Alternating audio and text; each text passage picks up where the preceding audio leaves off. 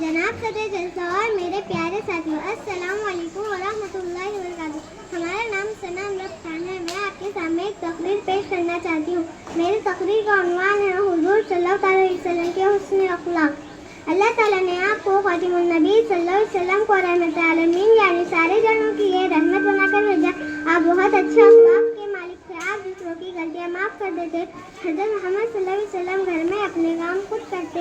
آپ مہمانوں کی مدد کرتے اور مہمان نوازی کرتے اور ان کے حقوق کا پورا خیال رکھتے۔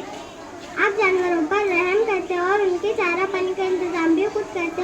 آپ کے کپڑے پھٹ جاتے تو خود پیوند لگا لیتے اور جوتے بھی خود سی لیتے۔ آپ بیواؤں کی مدد کرتے اور یتیموں کی کفالت کرتے۔ اگر کوئی کسی سے ناراض ہو جاتا تو آپ فریقین میں صلح کروا دیتے۔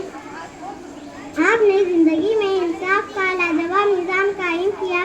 کہہ کر میں اپنی تقریر ایک شعر پر ختم کرنا چاہتی ہوں۔ وہ جو نہ تھے تو کچھ نہ تھا، وہ نہ ہو تو کچھ نہ ہو۔ وہ جو نہ تھے تو کچھ نہ تھا، وہ نہ ہو تو کچھ نہ ہو۔